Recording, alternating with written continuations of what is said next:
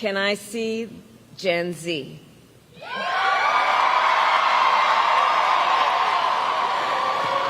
love you guys, and I know many of you are voting for the first time. Who's voting for the first time? That's what this is about.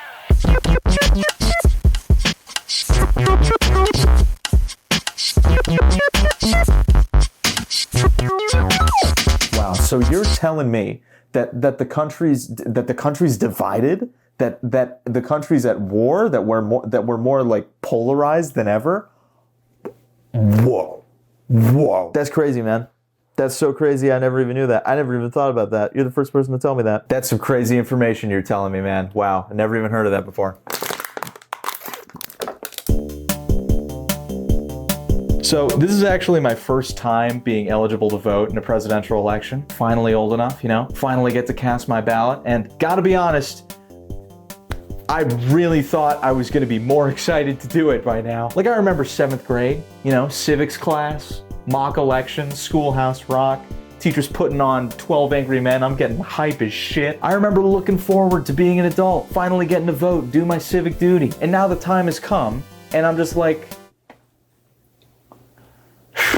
I'm gonna do it. I don't wanna, but I'm gonna. It's like wearing my retainer, yeah, fine, I'll do it, but I reserve the right to complain my ass off. In 2020, apparently like a third of Americans who were eligible to vote chose not to vote. That's 80 million people who totally could have voted if they felt like it, but they just didn't. And a lot of those people are the fabled 18 to 24-year-old demographic, the youth vote, right? And I swear to God, every election year, people are always like, oh, young people don't vote. Why don't young people want to vote? Why are young people not excited to vote?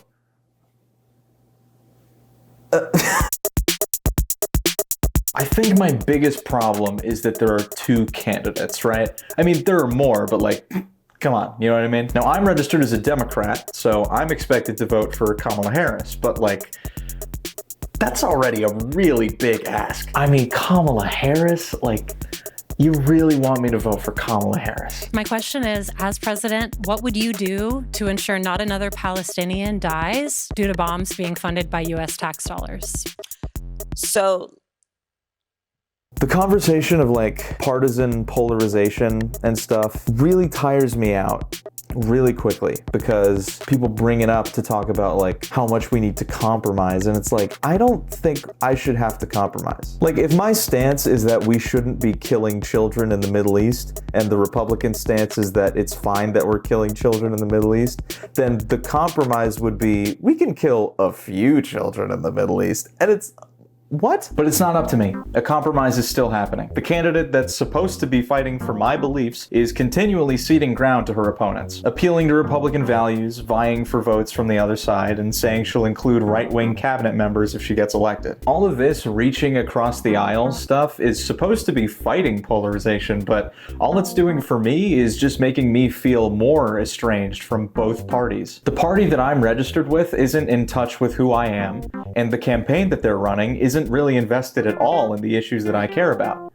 And I'm supposed to vote for them? Plus, I live in Florida. I already know what color we're gonna be. You know what color we're gonna be. Steve Kornacki already knows what color we're gonna be. So if the popular vote doesn't decide the president, and Florida's going red no matter what I say, then does my vote even matter? People always say, make your voice heard, every vote matters, but call it pessimism, call it whatever you want. I'm just having a really hard time buying it. It really does feel just ever since 2016, every election I've been filled with less hope. I really do think Trump changed the game, and people have written about it, I've read about it. Trump completely changed how elections go. Elections are different now because of him. It's kind of always been about personality over policy, but it's even more so since Trump came in. I really do think he's gonna run forever. Seriously, I think he's gonna be just on an eternal campaign until he hits the end of the treadmill and falls into hell. I really do think that's what's gonna happen. I don't have faith in America. I just don't. I don't feel proud to be an American. I don't feel strongly about it at all. The only time I really feel amped up to be American is when I'm hungry. Going to the Friendlies in Orlando and ordering something called the Honey Barbecue Chicken Super Melt. That's when I feel the best about being American. That's when I'm like, okay, this is the best place in the world. But right now, on the brink of a historically close election, I'm just having a really tough time summoning the feeling like my ballot's gonna do anything to instill the changes I wanna see, even if my party wins. If democracy doesn't care whether or not I show up, then why should I bother? God, this video is a huge bummer.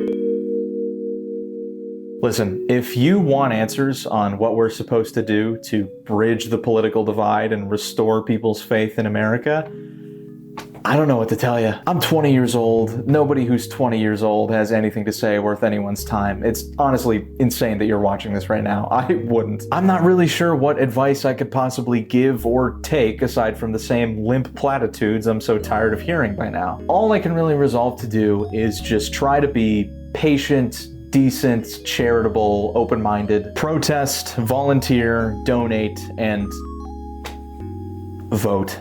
Vote for somebody. I think it's really easy to get caught up in apathy and start to feel like it doesn't matter who the president is. Like whoever wins, it won't make a difference, but it will. It really will. Well, no, not for me. I'm gonna be totally fine. Trust me, whoever wins, it's gonna go really smoothly for me. And there's other stuff on the ballot too, you know? Like it's not just the president. We got like amendments, we got court justices and stuff. Like, yeah, maybe the presidential ballot's a lost cause, but there are more immediate, more local ways to instill change, you know, that you can actually see happening. So even if all of that is true, even if I can't fully bring myself to defend Harris, even if I live in a deep red state where my vote won't affect the results, and even if I have zero faith left in the democracy that I'm supposedly contributing to, I'm still gonna vote. Not because I want to, but because, I don't know. It's not like I'm doing anything better right now.